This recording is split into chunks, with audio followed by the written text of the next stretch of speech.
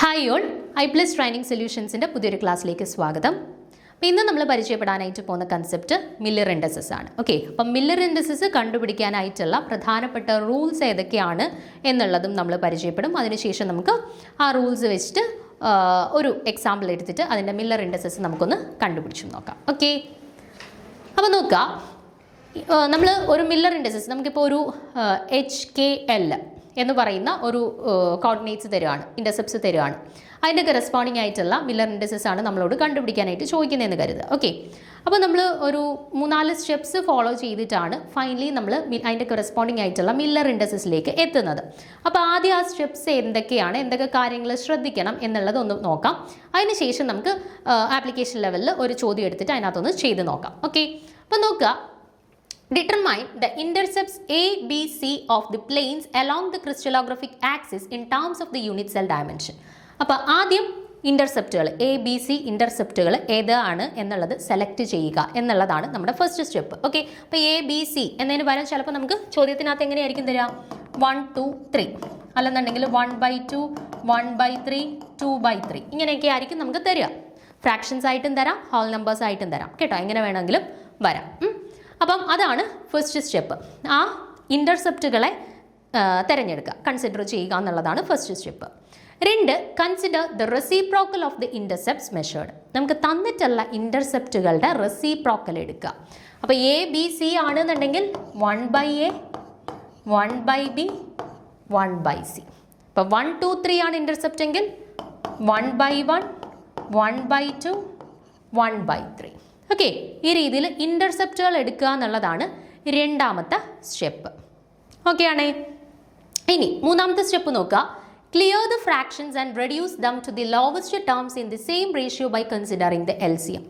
മൂന്നാമത്തെ സ്റ്റെപ്പിൽ ഇവരുടെ LCM എടുക്കുക. ഓക്കെ, LCM എടുക്കുമ്പോൾ എങ്ങനെ വരും, ഇവിടെ ആവുകയാണെന്നുണ്ടെങ്കിൽ A, B, C അവരുടെ LCM എടുത്തിട്ട് ആ LCM വെച്ചിട്ട് ഓരോ ടേമിനെയും മൾട്ടിപ്ലൈ ചെയ്ത് അതിനെ സിംപ്ലിഫൈ ചെയ്യുക. ഓക്കെ, ഇനി ഇവിടെ ഇപ്പോൾ 1/1, 1/2, 1/3 ആണെന്നുണ്ടെങ്കിൽ ഇവിടെ എന്ത് ചെയ്യണം, ഇവരുടെ LCM എടുക്കണം. അപ്പോൾ എങ്ങനെ വരും, 1, 2, 3 ഇവരുടെ LCM എടുക്കുമ്പോൾ 3 2s are 6 എന്ന് വരും. ഇനി ആ 6 വെച്ചിട്ട് ഓരോ ടേംസിനെയും മൾട്ടിപ്ലൈ ചെയ്ത് അവരുടെ ഏറ്റവും സിംപ്ലസ്റ്റ് ഫോമിലോട്ട് കൺവേർട്ട് ചെയ്യണം. അതായത് 6 × 1/1, 6 × 1/2, 6 × 1/3. ഓക്കെ, 6 × 1/1 എന്താണ്, 6. 6 × 1/2 എന്താണ്, 3. 6 × 1/3 എന്താണ്, 2. അപ്പോൾ അതിനെ സിംപ്ലിഫൈ ചെയ്യുമ്പോൾ നമുക്ക് എന്ത് കിട്ടും, 6, 3, 2 എന്ന് കിട്ടും. ഓക്കെ ആണേ. അപ്പോൾ ഈ രീതിയിലാണ് നമ്മൾ മില്ലർ ഇൻഡെക്സസ് കണ്ടുപിടിക്കുക. ആദ്യം എന്ത് ചെയ്യണം, ഇൻ്റർസെപ്റ്റുകൾ ഏതാണ് എന്നുള്ളത് തിരഞ്ഞെടുക്കുക. അതിനുശേഷം ആ ഇൻ്റർസെപ്റ്റുകളുടെ റെസിപ്രോക്കൽ എഴുതുക.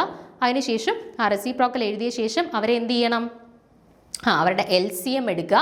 ദെൻ LCM വെച്ചിട്ട് ഓരോ ടേംസിനെയും മൾട്ടിപ്ലൈ ചെയ്ത് അവരുടെ സിംപ്ലിഫൈഡ് ഫോമിലോട്ട് എഴുതണം. പിന്നെ എഴുതുമ്പോൾ ശ്രദ്ധിക്കേണ്ട കാര്യം, നമ്മൾ കോമാസ് ഉപയോഗിച്ച് ഒരിക്കലും മില്ലർ ഇൻഡെക്സസിനെ സെപ്പറേറ്റ് ചെയ്യത്തില്ല. ജസ്റ്റ് നമ്പേഴ്സ് ഇച്ചിരി ഗ്യാപ്പ് ഇട്ടങ്ങ് എഴുതത്തേ ഉള്ളൂ കേട്ടോ, അവരെ കോമാസ് ഉപയോഗിച്ചിട്ട് നമ്മൾ സെപ്പറേറ്റ് ചെയ്യത്തില്ല.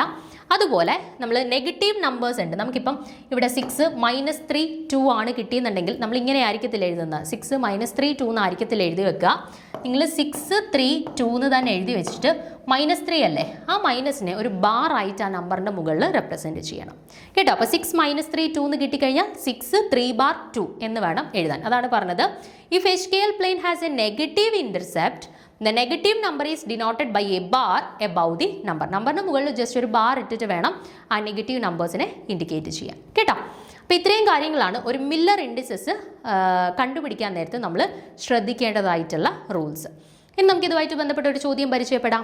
നോക്കിക്കേ, ചോദ്യം ഇതാണ്, calculate the Miller indices of the plane with intercepts 2A, -3B and 4C along the crystallographic axis. അപ്പോൾ ഇവിടെ നമുക്ക് ഇൻ്റർസെപ്റ്റുകളെ തന്നിട്ടുള്ളത് 2A, -3B, 4C ഇങ്ങനെ ഒരു ഫോമിലാണ് തന്നിട്ടുള്ളത്. അപ്പം നമ്മൾ ഇതിനെ ഇൻ്റർസെപ്റ്റ് ആക്കി മാറ്റുമ്പോൾ അതെങ്ങനെയാണ് എടുത്തെഴുതുക, അതായത് എയിൽ 2 എന്ന് പറയുന്ന പോയിന്റിൽ, ബിയിൽ -3 എന്ന് പറയുന്ന പോയിന്റിൽ, സിയിൽ 4 എന്ന് പറയുന്ന പോയിന്റും കറസ്പോണ്ടിങ് ആയിട്ടാണ് ഇൻ്റർസെപ്റ്റ് ചെയ്തിരിക്കുന്നത് എന്നെടുക്കുക. അതായത് 2, -3, 4. ഓക്കെ, അപ്പം നമ്മുടെ ഇൻ്റർസെപ്റ്റുകളായിട്ട് നമ്മൾ ആ നമ്പേഴ്സിനെ മാത്രം, കോഎഫിഷ്യൻ്റ് ആയിട്ട് വരുന്ന നമ്പേഴ്സിനെ മാത്രം എടുക്കുക.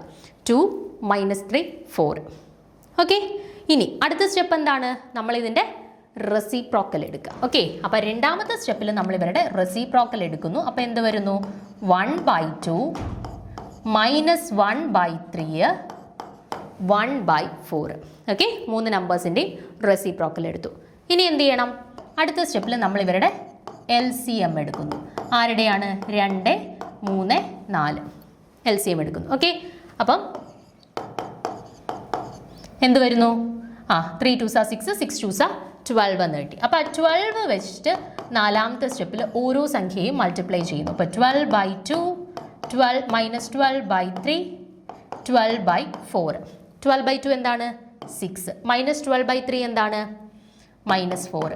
12/4 എന്താണ്? 3. അപ്പം നമ്മൾ എഴുതുന്നത് എങ്ങനെയാണ്? 6 -4 3 എന്നാണോ എഴുതുന്നത്? അല്ല, 6 -4 എന്നുള്ളതിന് 4 ബാർ എന്ന് വേണം എഴുതാൻ, ദെൻ 3, ദെൻ ബ്രാക്കറ്റ് യൂസ് ചെയ്തിട്ട് വേണം റെപ്രസെൻറ്റ് ചെയ്യാൻ, കോമാസ് യൂസ് ചെയ്യരുത് കേട്ടോ. അപ്പോൾ ഇതിൻ്റെ കറസ്പോണ്ടിങ് ആയിട്ടുള്ള ഇവിടെ 4 ബാർ എന്നുണ്ട് കേട്ടോ. അപ്പം final Miller indices corresponding to 2a -3b and 4c എന്ന് പറയുന്നത് 6 4/3 എന്നാണ് കേട്ടോ. അപ്പോൾ ഈ രീതിയിലാണ് നമ്മൾ എന്ത് ചെയ്യുന്നത്? മില്ലർ ഇൻഡിസസ് കണ്ടെത്തുന്നത് കേട്ടോ. അപ്പോൾ ഇതുപോലെയുള്ള കുറച്ചധികം ഇൻ്റർസെപ്റ്റുകൾ കൺസിഡർ ചെയ്തിട്ട് അവരുടെ മില്ലർ ഇൻഡിസസ് ചെയ്തൊന്ന് പ്രാക്ടീസ് ചെയ്യുക. മിക്കവാറും ഉള്ള കോമ്പറ്റേറ്റീവ് എക്സാംസിന് നമുക്ക് മില്ലർ ഇൻഡിസസ് കണ്ടുപിടിക്കാൻ തരത്തിലുള്ള ചോദ്യങ്ങൾ ചോദിക്കാറുണ്ട് കേട്ടോ. അപ്പോൾ അടുത്ത ക്ലാസ്സിൽ നമുക്ക് അടുത്തൊരു കൺസെപ്റ്റ് പരിചയപ്പെടാം. താങ്ക്